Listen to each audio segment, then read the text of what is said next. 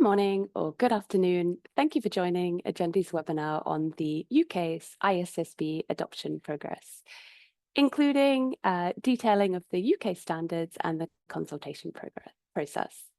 We have an excellent turnout, a lot to cover. I'm Helena, Managing Partner at Agendi, based in London. I've spent the last 2 decades supporting organisations across all sorts of sustainability topics, including climate risk, decarbonisation, and increasingly, as our topic is for today, compliance disclosures. I am joined by my 2 fabulous colleagues, Victoria, a manager at Agendi, and Yinmui, consultant.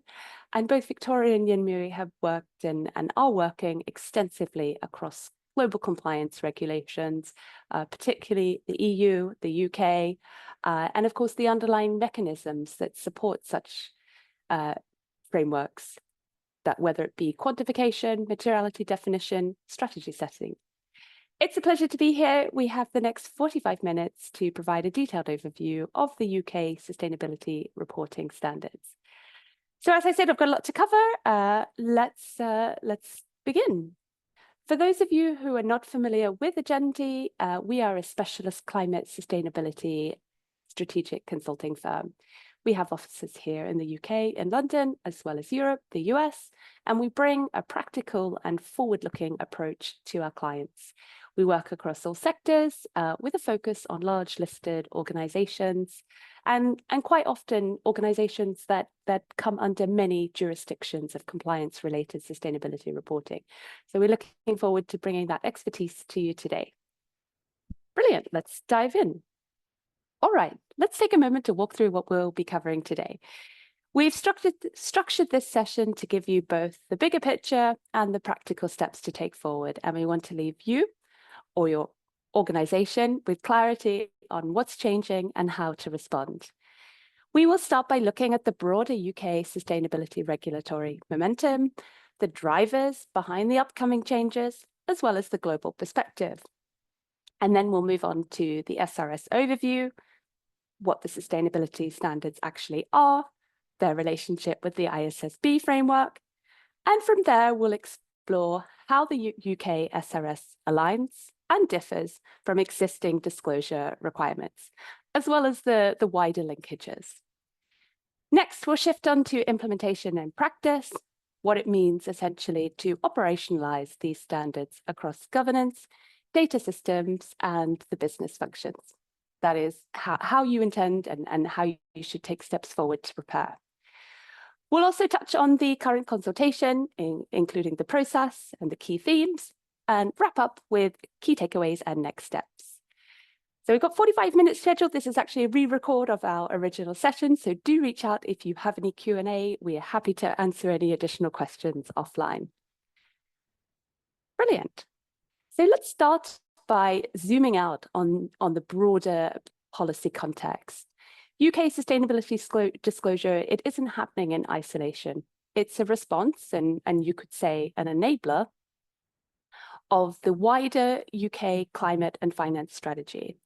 What you see here on the slide in front of you is a simplified overview of the various levers that go forward into our sustainability disclosure. On the left, we have the legal foundation, so the core legislation that has shaped corporate responsibility and transparency over the last 2 decades. It ranges from the Companies Act to the Climate Change Act, which sets our legally binding carbon budgets for the UK. Then we have the international commitments, which most are familiar with. That includes the UK's ratification of the Paris Agreement and the formal adoption of the Sustainable Development Goals.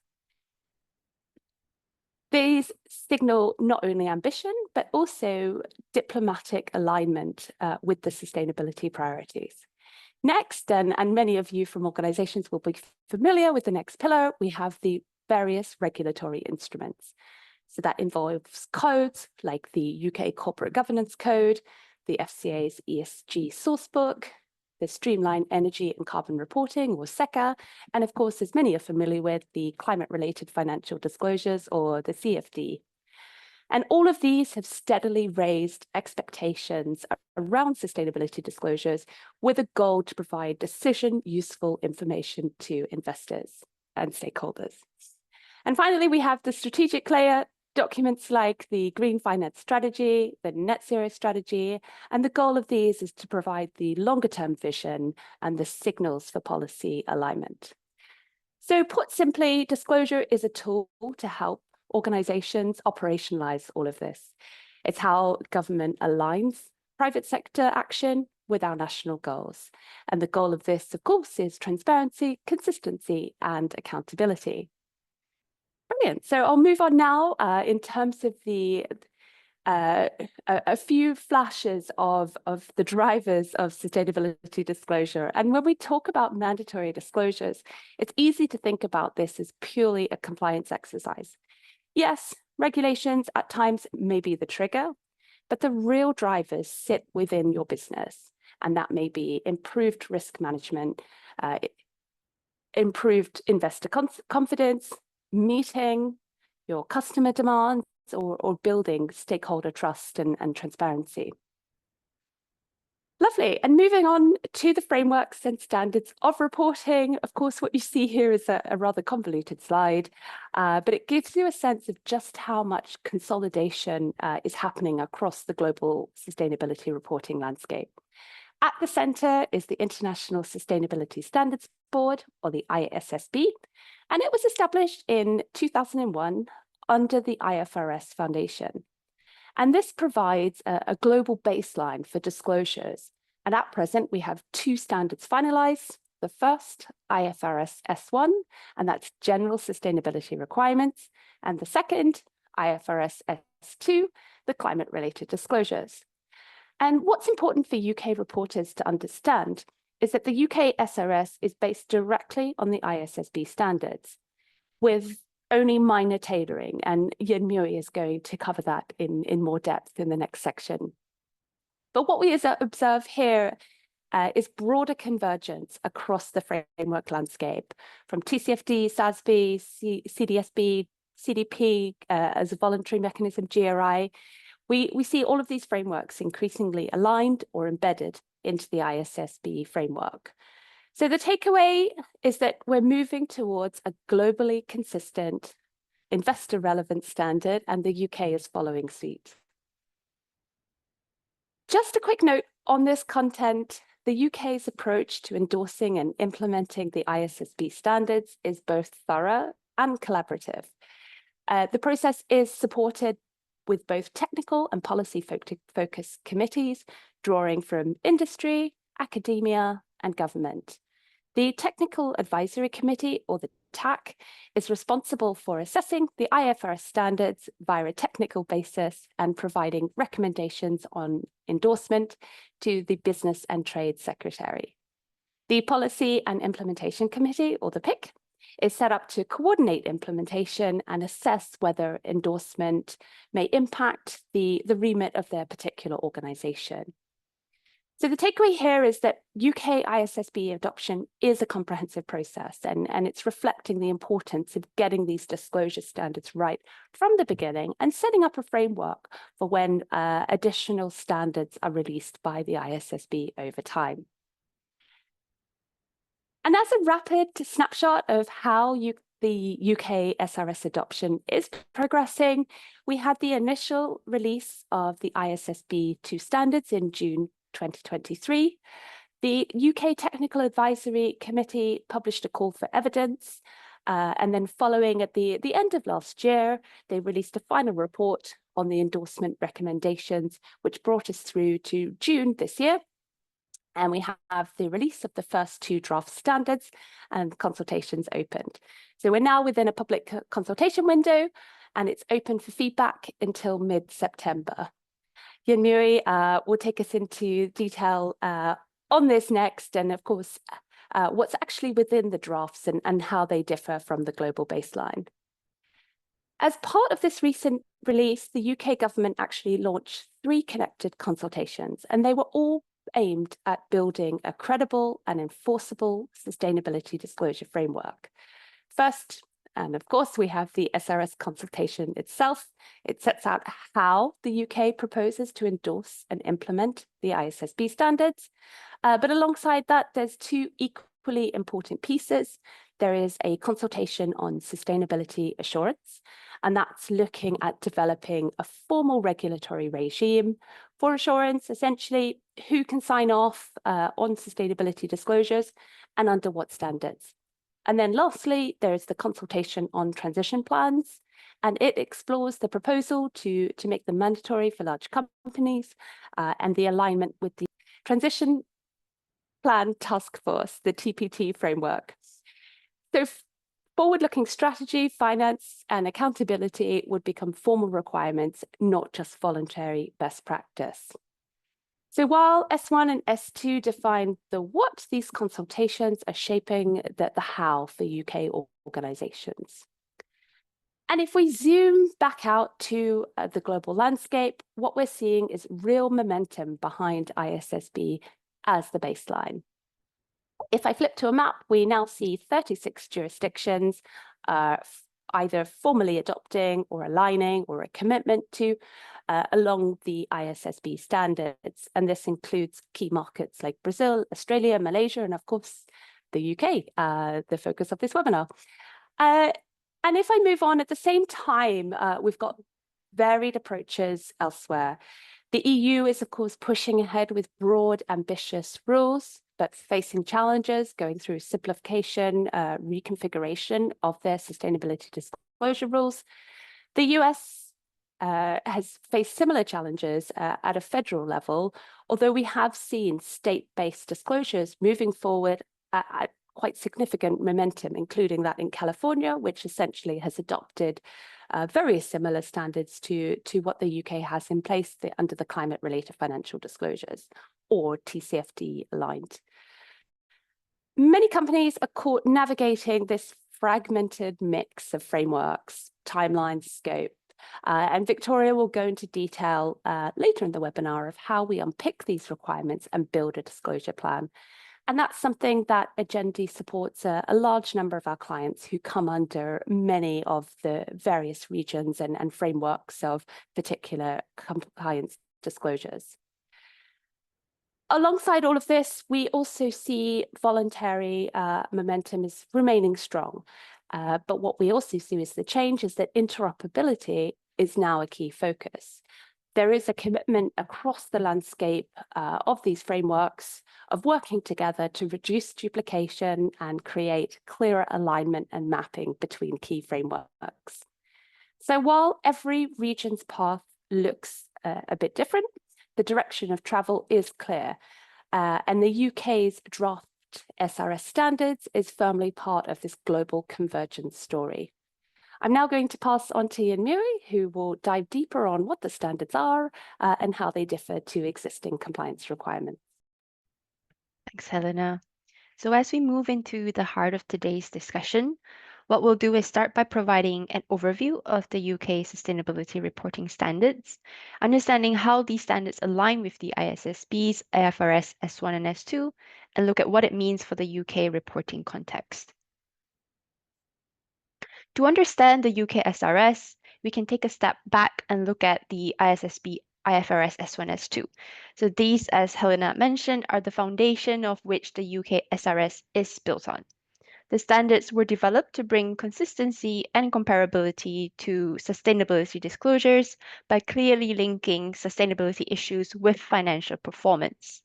So when we look at S1, this provides the general requirements and framework for reporting on material sustainability related issues, setting out the principles, requirements, and also a consistent structure for disclosures of material sustainability related risks and opportunities. The S2, on the other hand, focuses specifically on climate, requiring disclosures of how climate-related risks and opportunities could affect your cash flow, access to capital, and financial performance across the short, the medium, and the long term.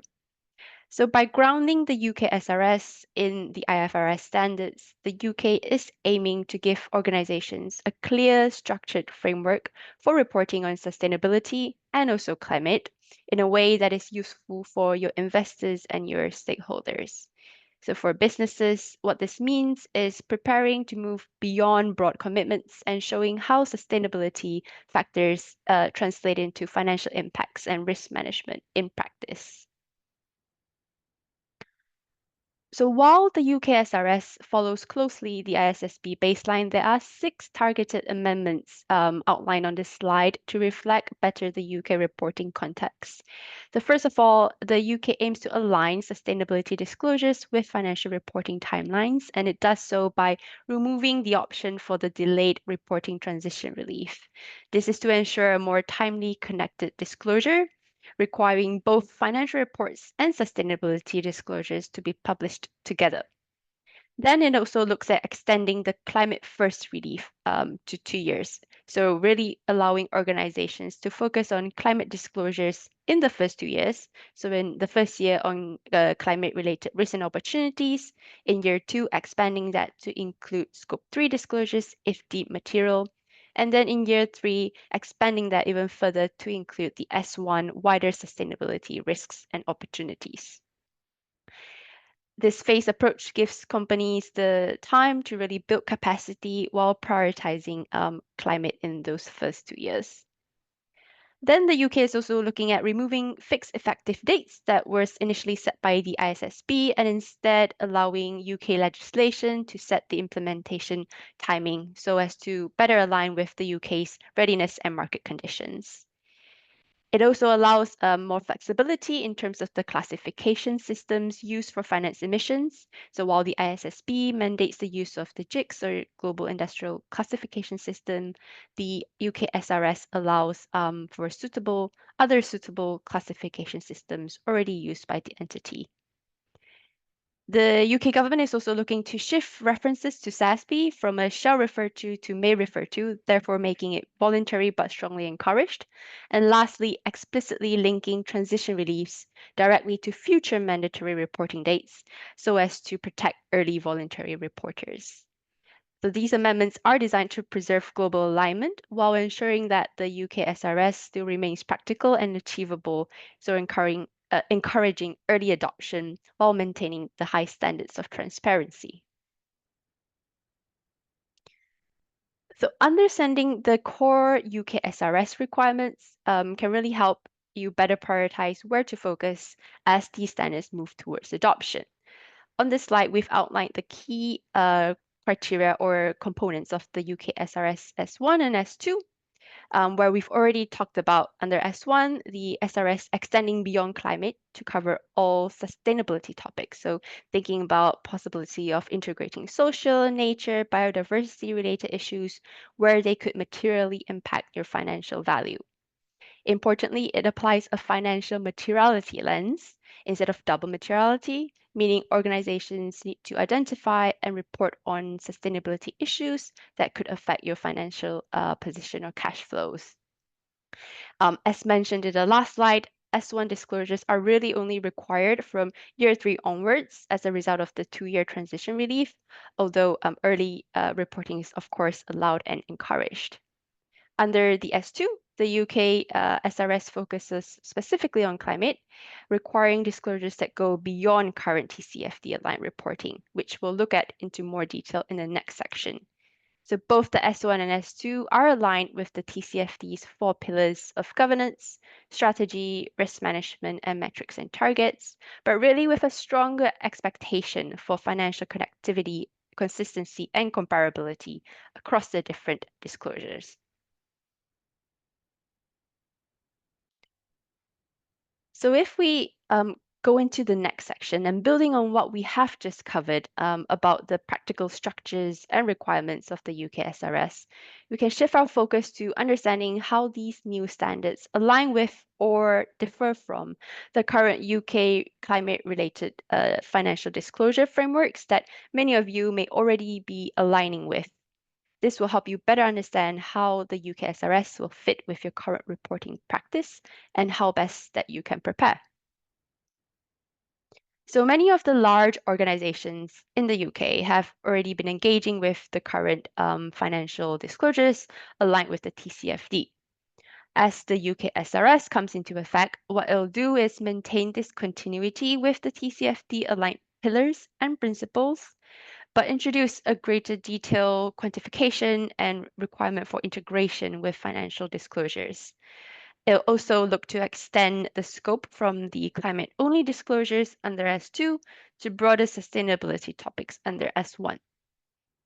So when we look at scope, it's anticipated that the initial scope of the UK SRS will apply to a similar scope as the current requirements, so to large UK companies and also LLPs, with regulators indicating that listed companies and economically significant firms will be prioritized.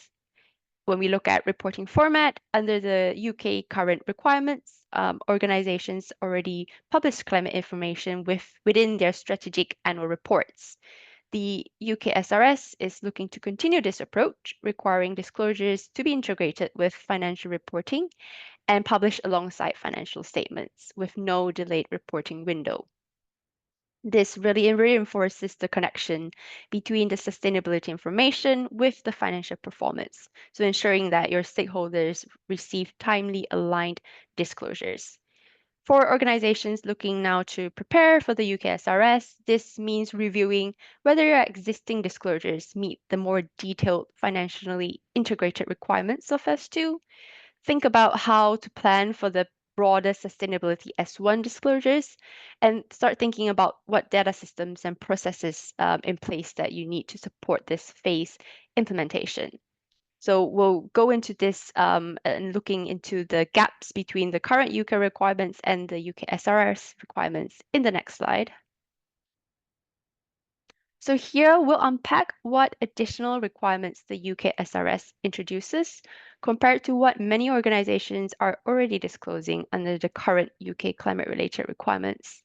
If we look across the 4 pillars of TCFD, what we observe is that the level of add-on requirements beyond current reporting is different across different pillars, which we've outlined in this table.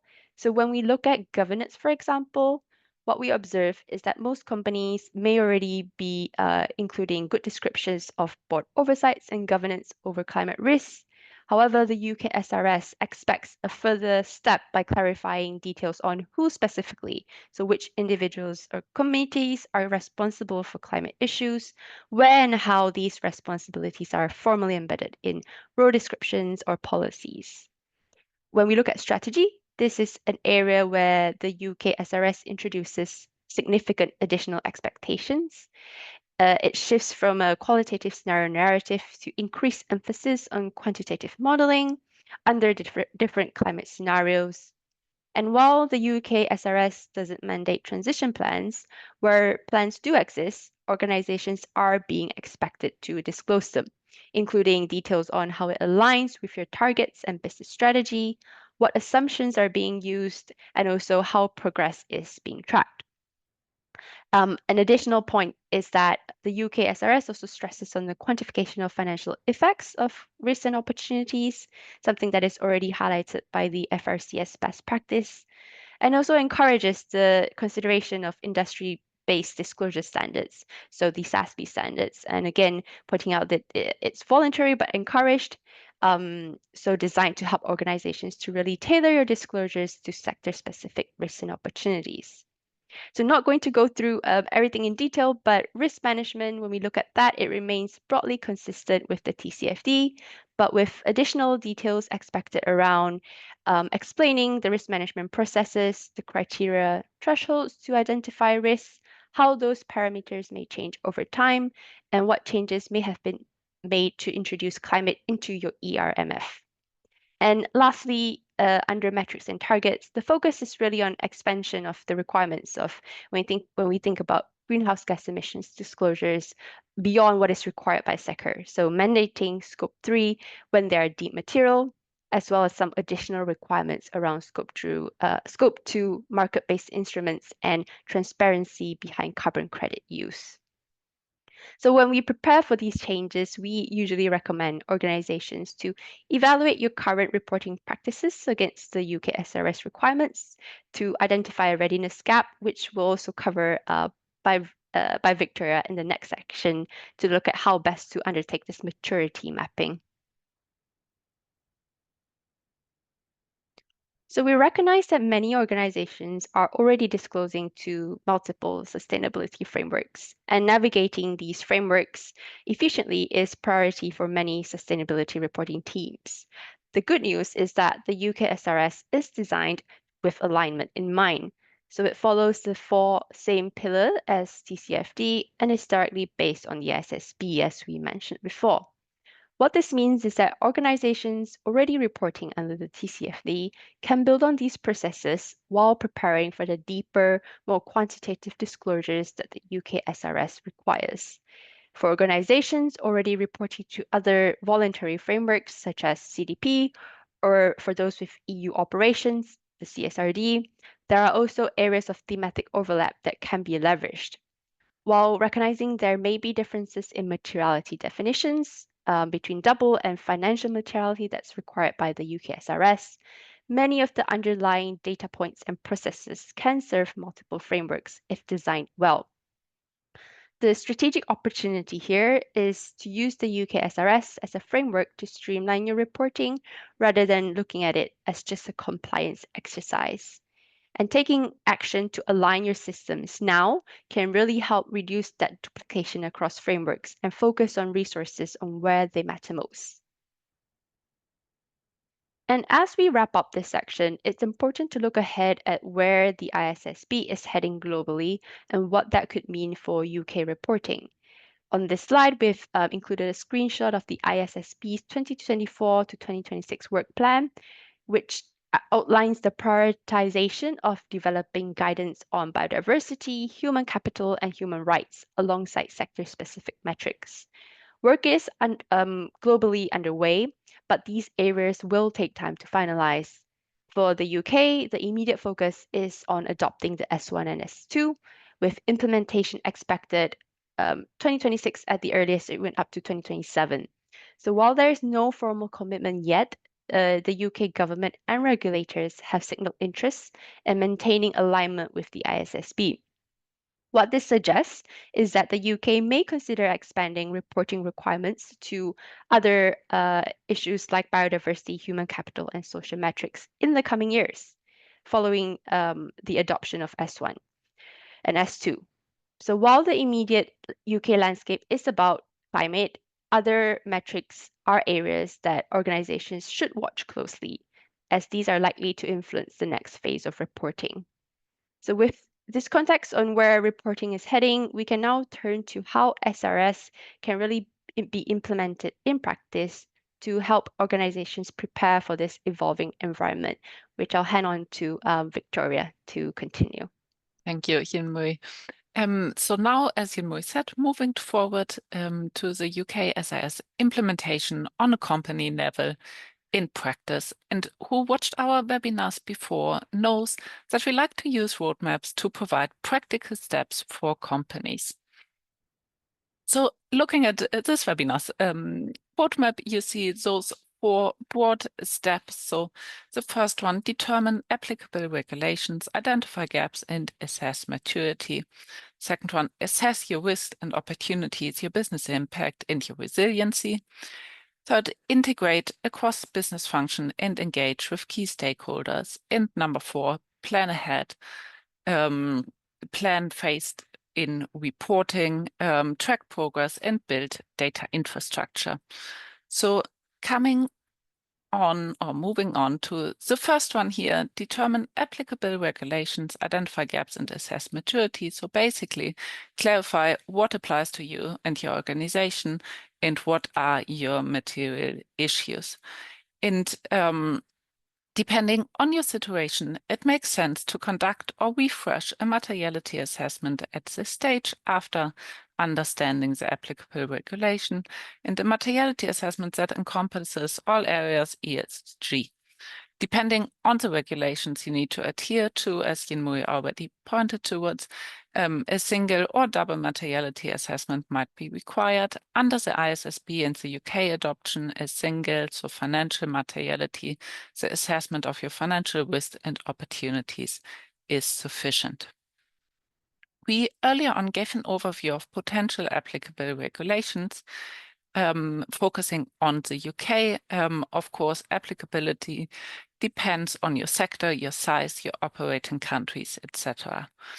The FCA publishes an ESG handbook that is regularly updated, and it provides rules and guidance concerning all matters ESG in disclosure for UK companies.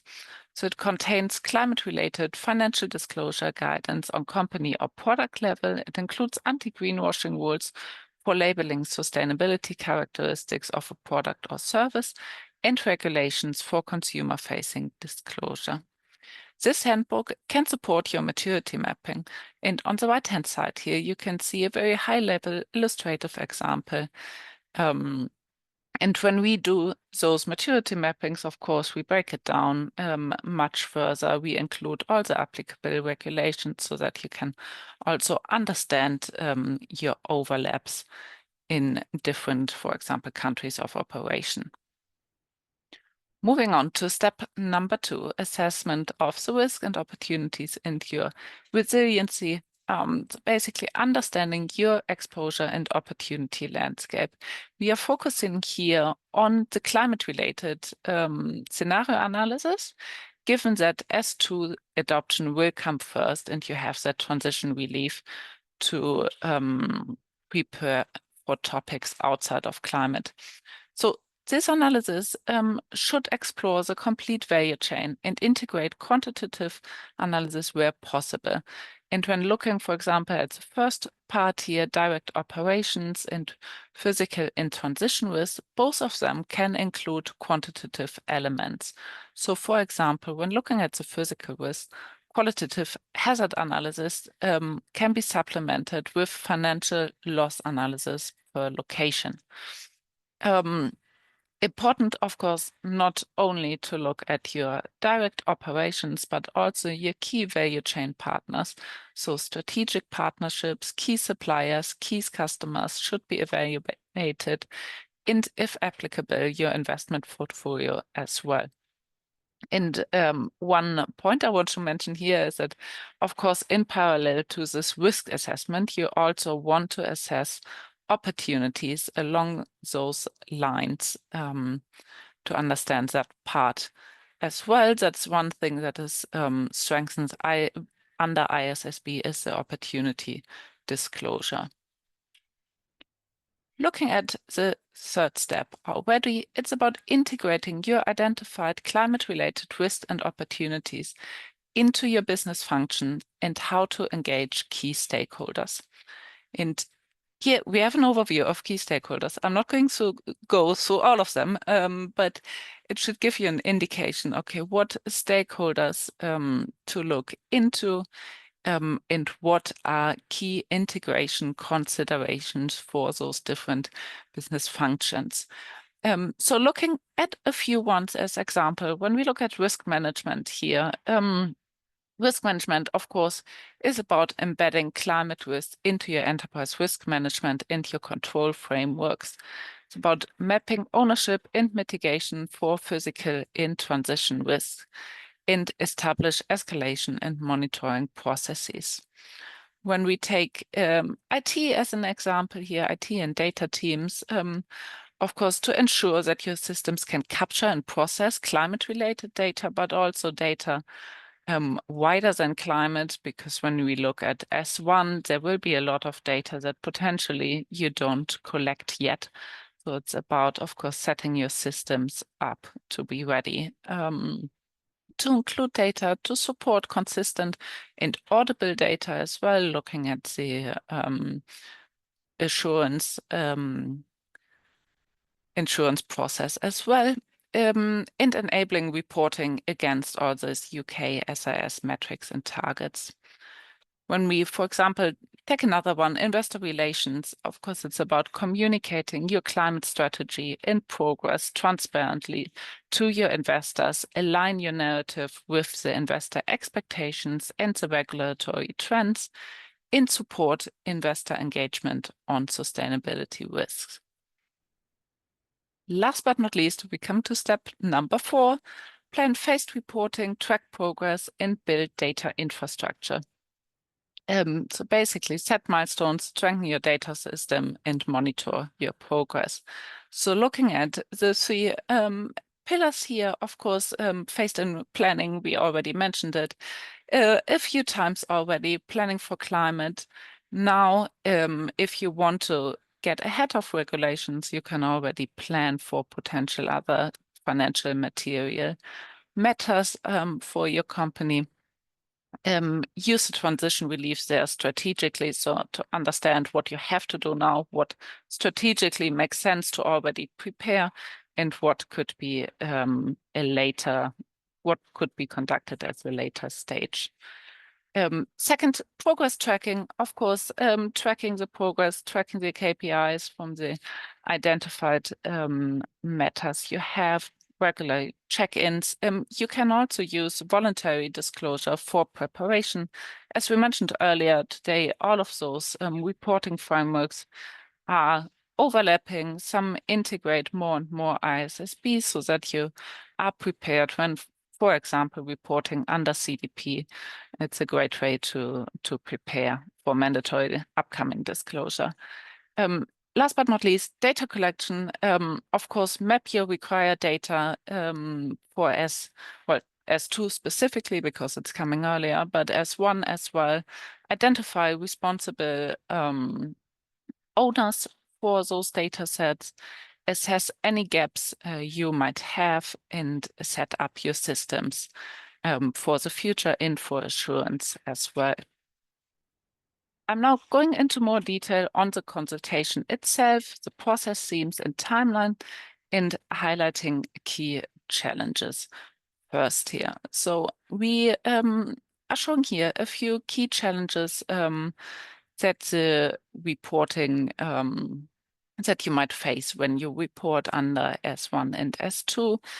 You see the 5 groups on the left-hand side here. So for example, expanding scope beyond climate, of course, we talked about it.